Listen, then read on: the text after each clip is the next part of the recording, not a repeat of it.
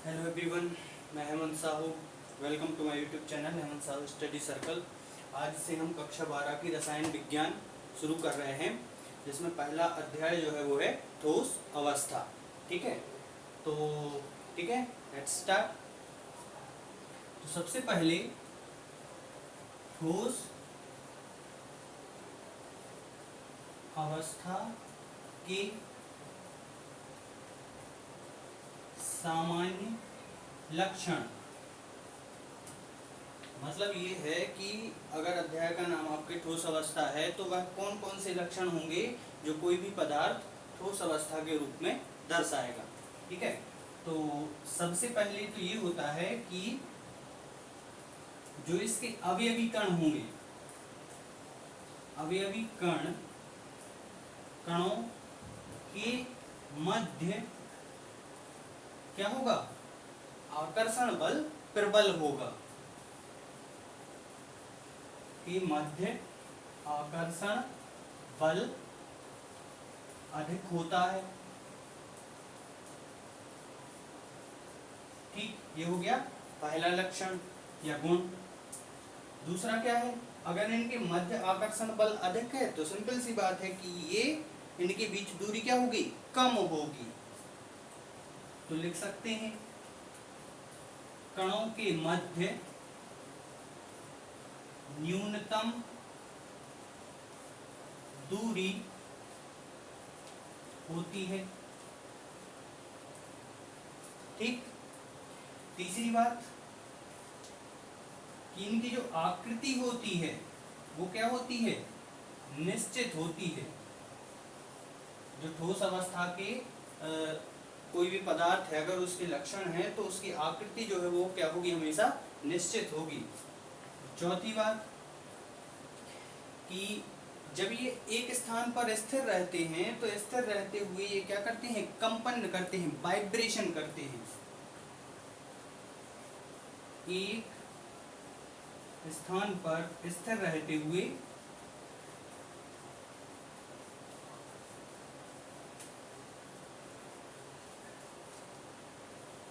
कंपन करते हैं। ठीक, ये हो गया चौथा गुण। इसके अलावा हम लिख सकते हैं कि जो ठोस अवस्था के कण होते हैं तो इनमें एक व्यवस्थित रचना होती है। मतलब जैसे कि इस पॉइंट को हमने हालांकि इसमें लिख चुके हैं कि इनकी आकृति क्या होगी? निश्चित होगी। ठीक है, चलिए अब अगले पॉइंट के बारे में देखते हैं।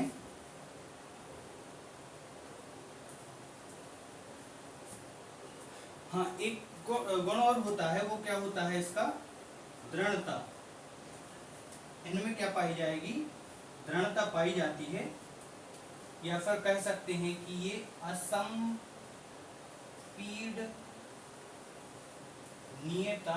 दर्शाती है। मतलब इनमें संपीडन का गुण नहीं होता। ठीक है, तो ये हो गए आपके ठोस अवस्था के लक्षण। ठीक है, देख लें, इनको नोट कर लें।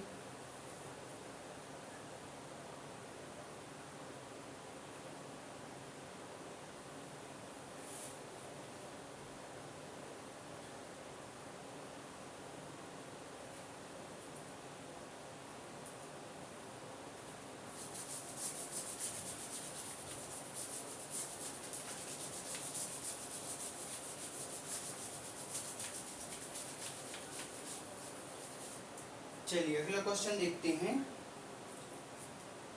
अब अगर ठोस अवस्था है, ठोस पदार्थों की बात हो रही है, इसका मतलब ये है कि ठोस अवस्था के प्रकार होंगे।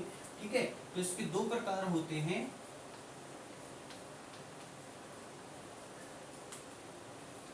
एक होता है क्रिस्टलीय ठोस, तो दूसरे होते हैं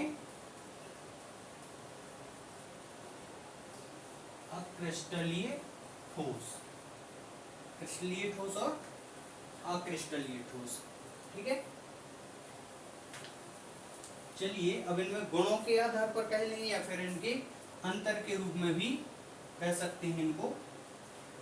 तो सबसे पहले तो क्रिस्टलीय ठोस होते क्या है?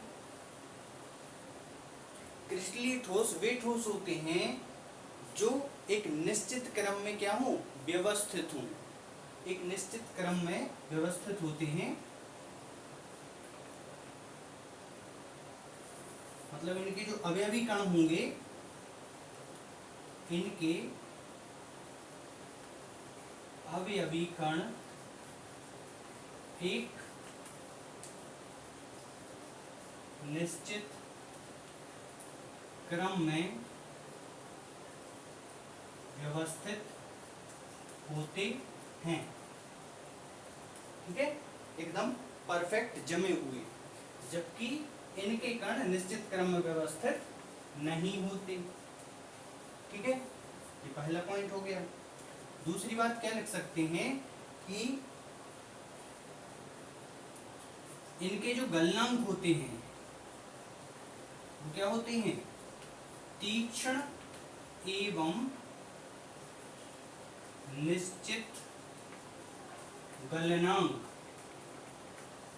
तीक्ष्ण एवं निश्चित गलनांक मतलब शार्प, इनके जो गलनांक होंगे वो तीक्ष्ण होते हैं और निश्चित होते हैं, एकदम डिसाइड पहले से। और इनके जो गलनांक होते हैं वो निश्चित नहीं होते। ठीक है, ना तो निश्चित होते हैं और ना ही इनके तीक्ष्ण होते हैं। अगली बात जो है वो है इनकी समदैशिक प्रकृति और विषमदैशिक प्रकृति। तो समदैशिक प्रकृति इनमें नहीं होती, मतलब ये क्या होते हैं, विषम दैशिक होते हैं। विषम दैशिक को इंग्लिश में क्या बोला जाता है, एनआइसोट्रोपिक, एनआइसोट्रोपिक होते हैं ये, जबकि ये समदैशिक होते हैं। समदैशिक मतलब आइसोट्रोपिक, इनकी जो प्रकृति होगी वो कैसी होगी, आइसोट्रोपिक होगी। ठीक है, तो 3 पॉइंट हो गए आपके कि इनके अवयवी कण निश्चित क्रम में व्यवस्थित होते हैं, तीक्ष्ण एवं निश्चित गलनांक होते हैं, और साथ साथ में ये समदैशिक और विषमदैशिक होते हैं। इसके बाद ये है कि इनके गलनांक कैसे होते हैं और इनके, हालांकि ये पॉइंट अपन इसमें नोट कर चुके हैं कि इसके गलनांक कैसे होंगे और इसके गलनांक कैसे होंगे। ठीक है,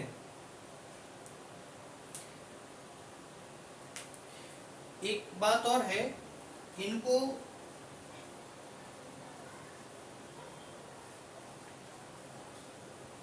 वास्तविक ठोस और इनको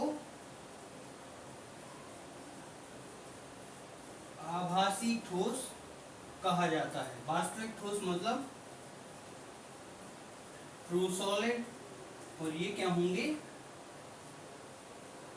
स्यूडो सॉलिड। ठीक, ये हो गया वास्तविक ठोस और आभासी ठोस। अब एक पॉइंट और है कि ये जो क्रिस्टलीय ठोस होते हैं इनकी बाहरी सतह भी क्या होगी,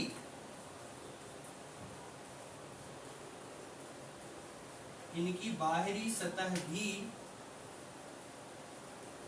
निश्चित क्रम दर्शाती है, जबकि इनमें ये गुण नहीं होता, इनकी बाहरी सतह निश्चित क्रम नहीं दर्शाती। और साथ साथ में एक पॉइंट और लिख सकते हैं कि इनमें जो है विदलन की क्रिया होती है, जबकि इनमें विदलन की क्रिया नहीं होती। अब विदलन क्या है, विदलन का मतलब ये होता है कि जैसे हम क्या करें, नमक ले लें, ठीक है, नमक या शक्कर का क्यूब टुकड़ा। अब हम क्या करें, उसको चाकू से काटें। अगर हम उसे चाकू से काटेंगे तो उसका जिस स्थान से या जिस सतह से उसको काटा जा रहा है उसकी प्रत्येक सतह का प्रत्येक कण भी विदलन की क्रिया जो है इनमें दर्शाता है। मतलब हर कण जो है एक निश्चित क्रम में ही व्यवस्थित होता हुआ दिखाई देगा। ये क्या हो जाता है, आपका विदलन। ठीक है, फिर देख लेते हैं इनके उदाहरण। तो हो गया आपका NaCl हो गया, ठीक है, सोडियम क्लोराइड, ठीक। और यहाँ पर हो गया आपका सिलिकॉन या रबर या कांच, ठीक। अब एक और बात ध्यान रखें कि अगर हम चाहें कि अक्रिस्टलीय ठोस को क्रिस्टलीय ठोस में बदलना है तो हम ताप का प्रयोग करके हम इनको बदल सकते हैं। मतलब अत्यधिक ताप पर अगर हम इसको अक्रिस्टलीय ठोसों को गर्म करें तो ये क्रिस्टलीय ठोसों में जो है चेंज हो जाते हैं, बदल जाते हैं। अब इसके बाद आपका जो सिलिकॉन है, सिलिकॉन जो आपका अक्रिस्टलीय ठोस है, ये सबसे अच्छी प्रकृति दर्शाता है किसको बदलने में, सूर्य के प्रकाश की ऊर्जा को विद्युत ऊर्जा में बदलने के लिए वोल्टीय प्रकृति दर्शाता है सिलिकॉन, ठीक है। चलिए, और एक बात और कि जब प्राचीन समय में हमें प्राप्त होते हैं जो कई प्रकार के कांच या कई प्रकार के ठोस प्राप्त होते हैं प्राचीन समय के, तो वो दूधिया हो जाते हैं। उसका कारण क्या है? वो दूधिया हो जाते हैं क्योंकि वो किस तरीके के ठोस हैं? क्रिस्टलीय ठोस होते हैं, ठीक है। चलिए इसको नोट कर लें।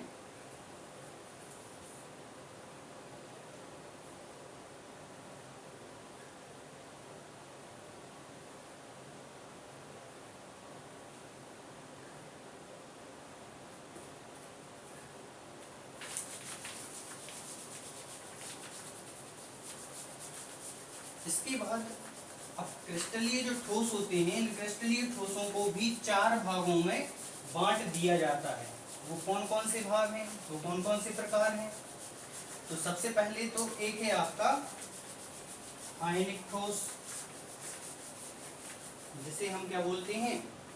आयनिक ही बोलते हैं, ठीक है। अब हम क्या करेंगे, क्रिस्टलीय ठोस को क्या कर देंगे? अच्छा, अक्रिस्टलीय ठोस के बारे में नहीं पढ़ना इस अध्याय में, क्रिस्टलीय ठोस के बारे में ही पढ़ना है।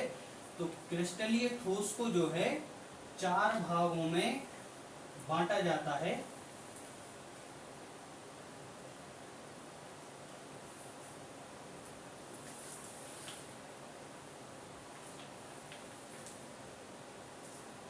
इसमें सबसे पहले है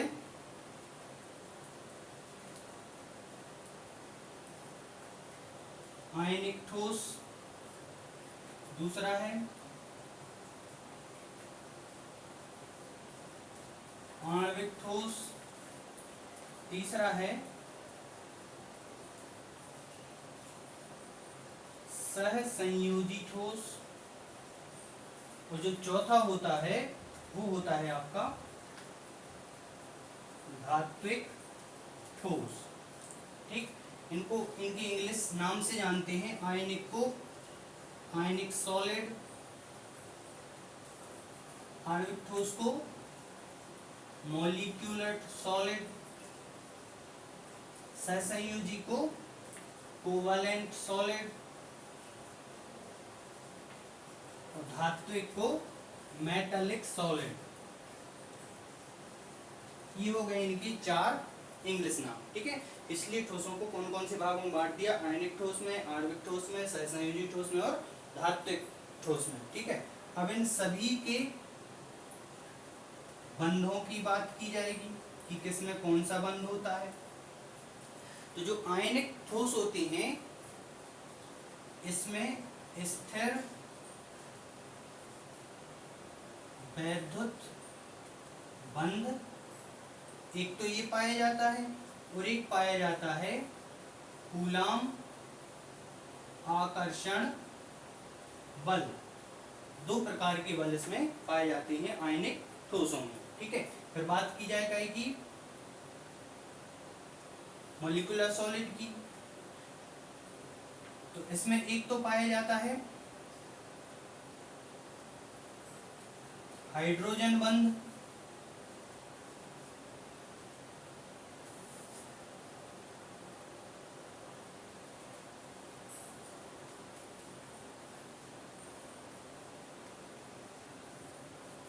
दूसरा पाया जाता है वान डर वाल्स बल, और तीसरा होता है लंदन बल या लंदन बंधन बल। ये तीन प्रकार के जो है बल इसमें पाए जाते हैं मॉलिक्यूलर सॉलिड्स में।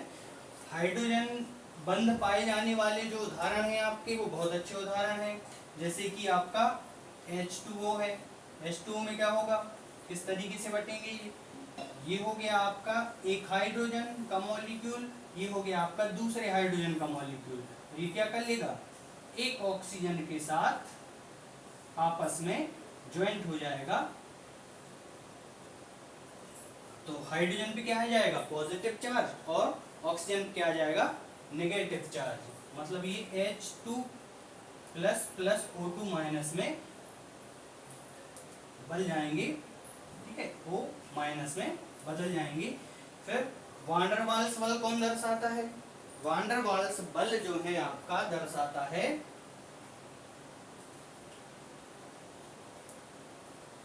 Carbon monoxide. कार्बन मोनोऑक्साइड कैसे दर्शाएगा, कार्बन पे पॉजिटिव चार्ज आ जाएगा और ऑक्सीजन पे नेगेटिव चार्ज आ जाएगा। इस तरीके से ये वान डर वाल्स बल को दर्शाते हैं। लंदन बल को कौन दर्शाता है, ये दर्शाती है ऑक्सीजन, मतलब ऑक्सीजन प्लस ऑक्सीजन का जो समूह होगा ये दर्शाएगा आपका लंदन बंधन बल को। ठीक है, चलिए ये हो गए इनके बंधों की बात। अब ये किस प्रकृति के होते हैं, ये कठोर प्रकृति के होते हैं, जबकि ये मुलायम प्रकृति के होते हैं। इनके जो गलनांक होंगे वो क्या होंगे, उच्च गलनांक होंगे, जबकि इनके गलनांक निम्न होते हैं। ठीक है, फिर बात की जाए इनकी ऊष्मा की, तो इनकी उच्च गलन ऊष्मा पाई जाती है, जबकि इनकी जो गलन ऊष्मा होगी वो निम्न होगी। ठीक, इसके बाद अगर आयनिक ठोसों को में हम विद्युत धारा प्रवाहित करना चाहें तो क्या इनमें विद्युत धारा प्रवाहित होगी। एक बार सोचें, अगर हम कि आयनिक ठोस हैं, इनमें आयन तो होंगे, और अगर आयन है तो विद्युत धारा निश्चित तौर पर प्रवाहित होगी। लेकिन एक बात का ध्यान रखें कि जब ये ठोस अवस्था में होते हैं तो ये क्या होते हैं, विद्युत के कुचालक, जबकि अगर इनकी अवस्था क्या है, पिघली अवस्था, मतलब विलयन में एक्वस में होंगे, तो ये क्या होंगे, विद्युत के सुचालक होंगे। ठीक है, इसके बाद क्या देख लेते हैं इनके उदाहरण। तो जितने भी आयन हो, जैसे NaCl है, NaCl में क्या पाया जाएगा, Na plus plus Cl minus. ठीक है, फिर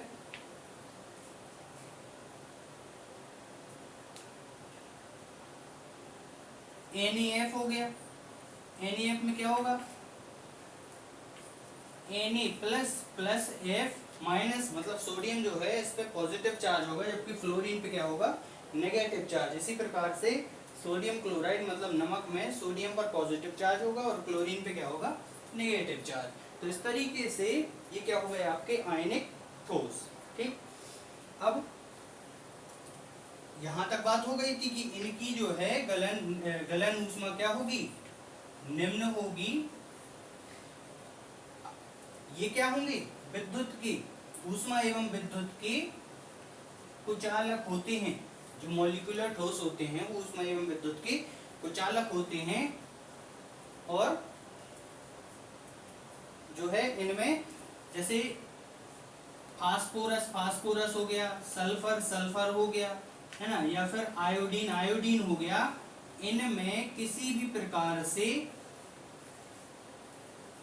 विद्युत का चालन नहीं होता, अर्थात ये क्या होते हैं, विद्युत के कुचालक होते हैं। ठीक है, इतनी चीजें इसमें नोट करें।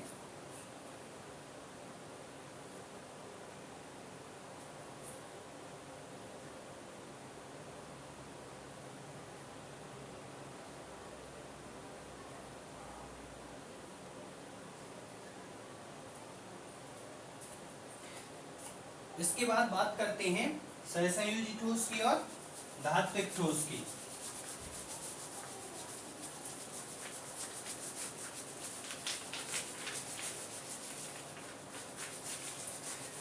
सहसंयोजी ठोस है मतलब इसमें बंध कौन सा होगा, सहसंयोजी बंध होगा। ठीक है, एक परमाणु दूसरे परमाणु के साथ आपस में क्रिया करके क्या करेगा, सहसंयोजी बंध का निर्माण करेगा। तो इनमें जो बंध होता है इसको यहां लिख लेते हैं, सहसंयोजी ठोस। तो सहसंयोजी ठोस में बंध कौन सा होगा, सहसंयोजी बंध होगा। ठीक, अब इनके गलनांक कैसे होंगे, तो इनके गलनांक उच्च मध्यम प्रकार के होंगे। उच्च मध्यम गलनांक इनमें पाए जाते हैं। विद्युत के ये क्या होंगे, विद्युत के ये कुचालक होते हैं। इनके उदाहरण क्या होंगे, एक तो हो जाएगा हीरा, दूसरा हो जाएगा ग्रेफाइट। हमने ये तो पता कर लिया कि हीरा जो है वो विद्युत का कुचालक है, लेकिन ग्रेफाइट इसका क्या हो गया, अपवाद हो गया। अपवाद मतलब जो है ग्रेफाइट क्या करेगा, विद्युत का चालन करता है। जो हमारी पेंसिल में होता है वो ग्रेफाइट है और वो विद्युत का क्या करता है, चालन करता है। तो ये और साथ साथ में इनकी जो ऊष्मा होगी वो क्या होगी, उच्च गलन ऊष्मा होती है इनमें। और इनको एक नाम से और जाना जाता है, नेटवर्क। नेटवर्क के नाम से इनको क्यों जाना जाता है, क्योंकि जैसे हीरा है तो हीरे की आकृति कुछ इस प्रकार से होती है।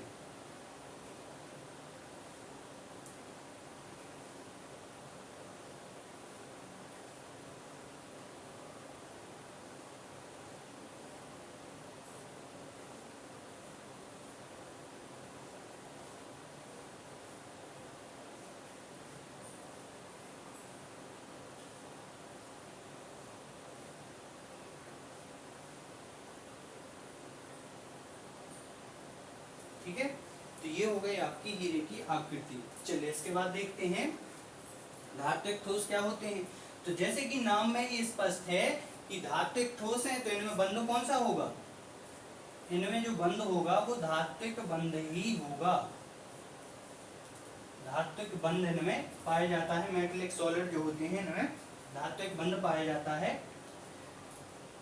अब इनके जो गलनांक होंगे वो क्या होंगे, इनके गलनांक निम्न से उच्च की ओर होंगे। इसका मतलब क्या है, निम्न से उच्च की ओर मतलब ये है कि जो धातुएं आपकी आवर्त सारणी में एक इनका जो क्रम होगा अगर वो निचली अवस्था में होगा तो ये उनके गलनांक निम्न होंगे। और जिनका क्रम जो है अधिक होगा, अर्थात जिनका परमाणु क्रमांक, परमाणु साइज, इलेक्ट्रॉन बंधुता, इलेक्ट्रोनेगेटिविटी, ये सब चीजें जिनकी क्या होंगी, ज्यादा होंगी, वो क्या होंगे, उच्च गलनांक वाले होंगे। ठीक है, तो ये बात ध्यान रखें कि धात्विक ठोस जो होते हैं वो निम्न से उच्च की ओर जो है इनके क्या होंगे, गलनांक होंगे। ओके, फिर क्या ये विद्युत के चालक होते हैं, बिल्कुल होते हैं। सारी धातुएं विद्युत की क्या होती हैं, सुचालक होती हैं। इनमें आसानी से विद्युत का चालन होता है। इनके ऊष्मा क्या होगी, तो इनकी जो ऊष्मा होगी वो उच्च एवं निम्न दोनों प्रकार की होगी। इनकी जो गलन ऊष्मा होगी वो दोनों प्रकार की होगी, उच्च भी और निम्न भी। फिर बात की जाए इनके उदाहरण क्या, एक दो गुण और होते हैं जो कि ठोसों में अपन पिछली कक्षाओं में पढ़ के आए हैं कि इनमें कठोरता का गुण होता है। ठीक है, इनमें आघात वर्धन्यता का गुण होता है, इनमें तन्यता का गुण भी होता है। ठीक, चादर भी बना सकते हैं, कठोर के इनको रॉड के रूप में परिवर्तित भी कर सकते हैं। इनके उदाहरण क्या हो जाएंगी? समस्त धातुएं, जितनी भी धातुएं होती हैं वो इनके उदाहरण हो जाएंगी, चाहे आपका लोहा हो, ठीक है, सोडियम हो, ठीक है, पोटेशियम हो, एल्यूमिनियम हो, कॉपर हो, निकेल हो, कोबाल्ट हो, ये सभी क्या हो जाएंगी? इनकी उदाहरण हो जाएंगे कि ये धात्विक ठोस के श्रेणी में आते हैं। ठीक है, नोट करें।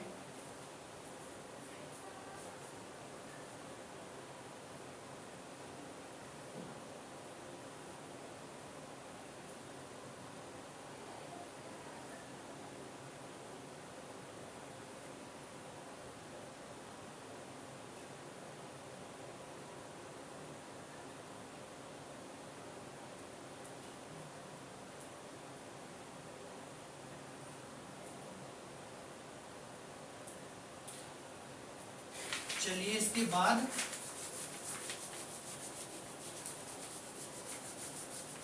एक दो परिभाषाओं की चर्चा करनी पड़ेगी, क्योंकि आगे आने वाले जो क्वेश्चंस हैं उनमें वो परिभाषाएं बड़ी महत्वपूर्ण भूमिका निभाती हैं।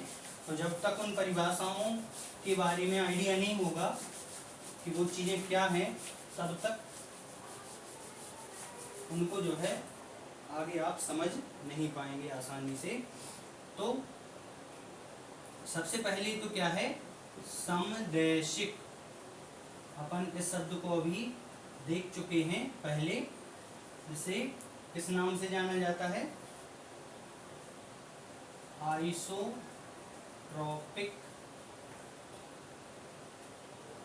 ठीक है, जो समदैशिक होते हैं आइसोट्रोपिक होते हैं। तो क्या है आइसोट्रोपिक? तो जिनकी ऊष्मा चालकता, विद्युत चालकता एवं अपवर्तनांक क्या हो? एक निश्चित दिशा में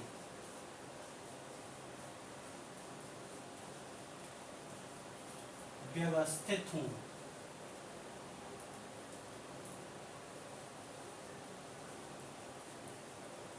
उन्हें क्या कहा जाएगा?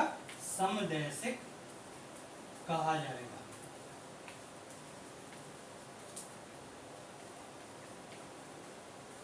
और इस गुण को क्या कहा जाएगा? समदैशिकता। ठीक है, तो ये समदैशिक हो गए आपके। अब विषमदैशिक की बात करें। विषमदैशिक या एनआइसोट्रोपिक। एनआइसोट्रोपिक क्या होते हैं? जिनकी ना तो ऊष्मा, ना चालकता, ना विद्युत चालकता और ना ही अपवर्तनांक निश्चित दिशा में व्यवस्थित ना हो, अर्थात दिशा बदलने के साथ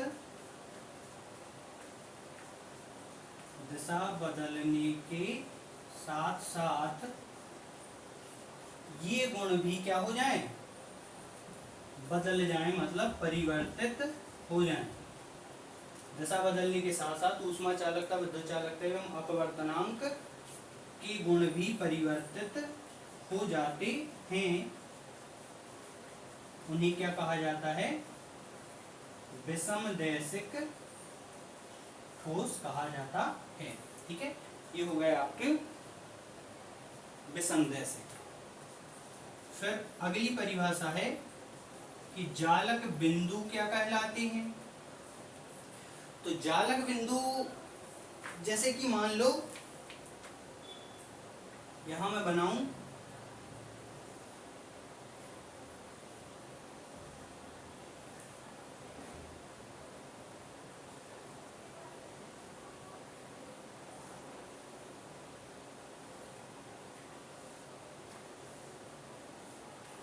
ये हो गया है क्यूब, घन।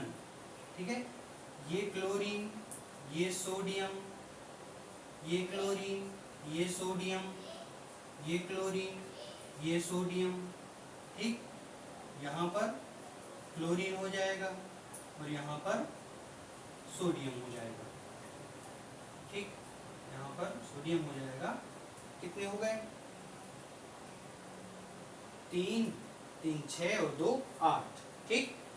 तो ये जो घन है आपका, इसमें जालक बिंदुओं की हम अगर परिभाषा की बात करें तो जितने भी अवयवी कण हैं इन सभी के दर्शाए गए बिंदुओं को ही क्या नाम दिया जाता है? जालक बिंदु कहा जाता है।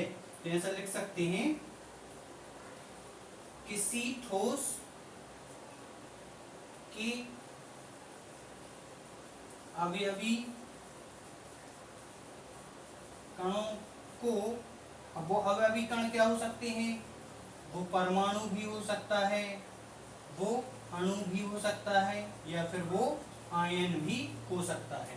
तो किसी ठोस के अवयवी कणों को जिस बिंदु द्वारा दर्शाया जाता है, जिस बिंदु द्वारा दर्शाया जाता है, उसे क्या कहा जाता है? जालक बिंदु कहा जाता है, ठीक है। इनकी परिभाषा नोट कर लें।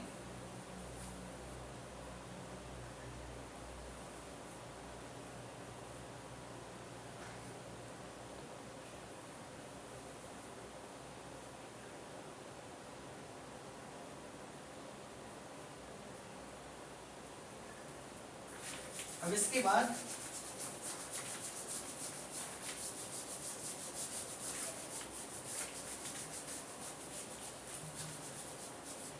सेल क्या होता है? जब अवयवी कणों की पुनरावृत्ति से निर्मित समूह को क्या कहा जाता है? सेल कहा जाता है, ठीक। ये हो गया आपका सेल। फिर एक अंतिम परिभाषा, एकक सेल क्या होता है? एकक सेल सबसे महत्वपूर्ण चीज है इसमें आपकी। कोई अवयवी कण है, ठीक है, कोई भी जालक में कोई अवयवी कण है, अगर वो क्या कर दिए जाएं? एक निश्चित क्रम में व्यवस्थित कर दिए जाएं, तो ये कह सकते हो आप कि किसी जालक में उपस्थित सभी अवयवी कणों को, अब वो अवयवी कण चाहे अणु हो, परमाणु हो, या फिर आपका आयन हो, इनको क्या कर दिया जाए? जब एक निश्चित क्रम में व्यवस्थित कर दिया जाए, तो ये क्या कहलाता है? आपका एकक सेल कहलाता है, ठीक है। नोट कर ले फटाक से।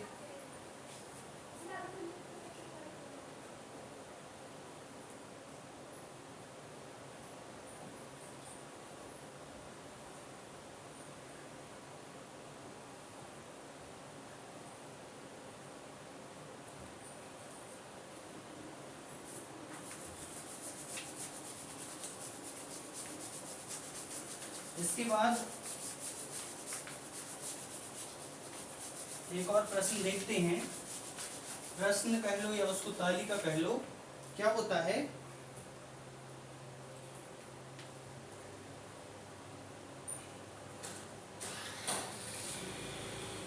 एकक सेल की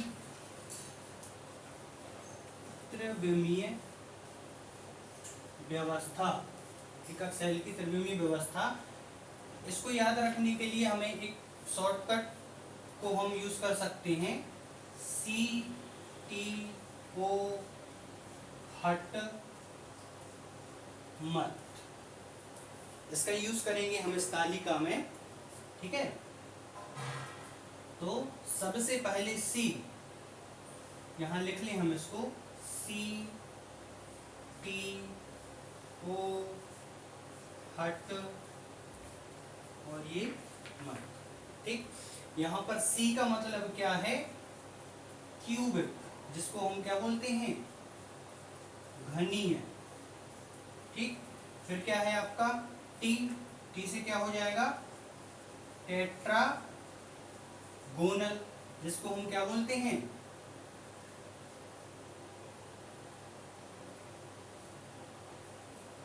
चतुष्कोणीय।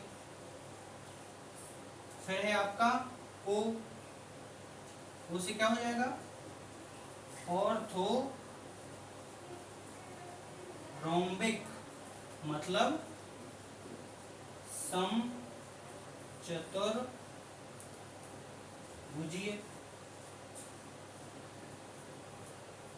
फिर क्या हो जाएगी आपकी एच से, हेक्सागोनल, मतलब षटकोणीय। टी से क्या हो जाएगा आपका, ट्राइगोनल, मतलब त्रिकोणीय। एम से क्या हो जाएगा आपका, मोनोक्लिनिक, जिसे आप क्या बोलते हो, एकंताक्ष, एकंताक्ष। फिर हो जाएगा आपका टी से ट्राइगोनल, मतलब त्रिनताक्ष, ठीक। ये क्या है आपके, ये हैं एकक सेल, ठीक। ये शॉर्टकट की थी आपकी, जो याद रखने के लिए, सी से क्यूबिक, टी से टेट्रागोनल, ओ से ऑर्थोरोम्बिक, एच से हेक्सागोनल, टी से ट्राइगोनल, एम से मोनोक्लिनिक और टी से क्या हो जाएगा, ट्राइक्लिनिक है यहाँ पर, मोनोगोनल नहीं, ट्राइक्लिनिक, ठीक है। अब यहाँ पर इनके क्या होंगे, एजेस होते हैं। एजेस मतलब कि इनकी दूरियां क्या होंगी, उसके बारे में दर्शाया जाता है। दूरियों को जो तीन कोणों के माध्यम से दर्शाते हैं, हम क्या बोलते हैं, तीन जो एज होंगे, ए बराबर बी बराबर सी, मतलब ये किस तरीके से होंगे, ए बी और सी। तो एजेस में सबसे पहले जो है आपका क्यूबिक, इसमें क्या होते हैं, ए बराबर बी बराबर सी, ठीक। इसको भी याद रखने का एक तरीका है, ये हो गया ए बराबर बी बराबर सी। फिर क्या हो जाएगा दूसरा, ए बराबर बी तो है लेकिन उसके बराबर सी नहीं है। और फिर तीसरा क्या हो जाएगा, ना तो ए के बराबर बी है और ना ही बी के बराबर सी है, ठीक। फिर क्या कर दो, पुनः दूसरे को लेके आ जाओ। दूसरा जो है, मतलब तीन लिख गए, तीसरे के बाद फिर से दूसरा ले लो, ऊपर की ओर बढ़ते जाओ। तो क्या हो जाएगा, ए बराबर बी है लेकिन बराबर नहीं है सी। तो फिर और ऊपर बढ़ जाओ तो क्या आ जाएगा, 1 2 3 4 हो गए, 1 2 3 4 5 6 7, ये इसके बराबर हो गया, ये इसके बराबर हो, ये इसके बराबर, ये इसके हो गया, फिर इसके बराबर। तो क्या कहाँ जाना है, वापस पहले वाले पे। तो ए बराबर बी बराबर सी, और फिर लास्ट के दोनों तीसरे जैसे ही लिख दो कि ए बराबर नहीं है बी के और ना ही ये बराबर है सी के, और फिर से ए बराबर नहीं है बी के और ना ही ये बराबर है सी के। तो ये हो जाएंगे आपके एजेस, मतलब जो इसके फलक हैं उनकी दूरियों की बात हो रही है। जो आपका सोडियम क्लोराइड का शेप था, तो इसमें ये जो आपके तीन कोण बन रहे थे, ये ए फलक थी, ये बी थी और ये सी थी। यहाँ अल्फा बनता था, यहाँ बीटा बनता था और यहाँ बीटा बनता था और यहाँ पर गामा बनता था। तो इन तीन कोणों की जो बात हो रही है उसमें जो है इसको दर्शाया गया है। अब यहाँ पर क्या देखेंगे, इनसे बनने वाले कोण या एंगल्स की, ठीक है। तो यहाँ पर शॉर्टकट देखा आपने, इसको याद रखने का शॉर्टकट CTO हट मत, ठीक।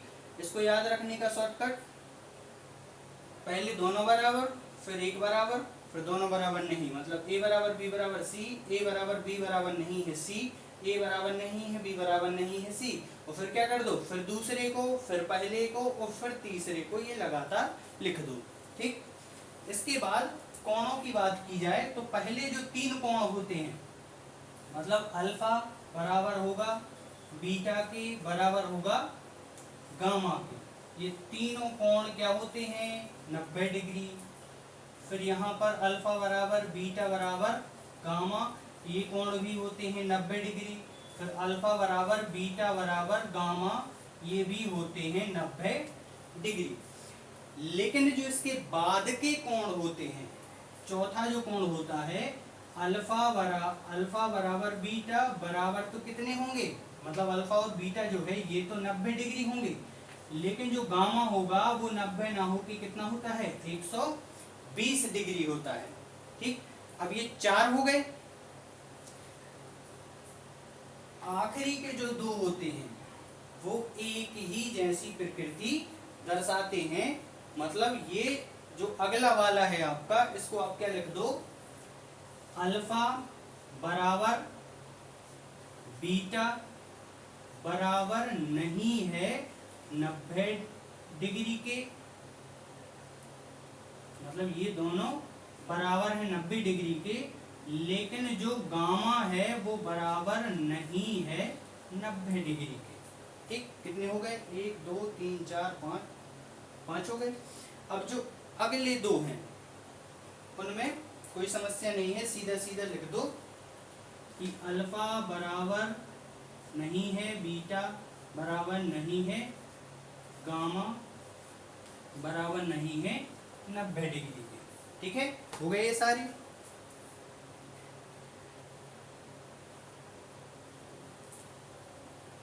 एक और रह गया यहाँ पर, ये जो था वो यहाँ पर लिख दिया गया है। यहाँ पर लिखना था अल्फा बराबर बीटा बराबर गामा बराबर नहीं है 90 डिग्री के, और ये जो था ये अल्फा बराबर बीटा बराबर 90 डिग्री, जबकि गामा बराबर नहीं है 90 डिग्री। चलिए ये हो गए आपके सारे के सारे एंगल, ठीक, जिनको आपको याद रखना है कोणों को। तो इसकी ट्रिक क्या है, पहले तीन 90 डिग्री के बराबर, ठीक है। इस क्लास में इतना ही, देखते हैं अगले वीडियो में। धन्यवाद।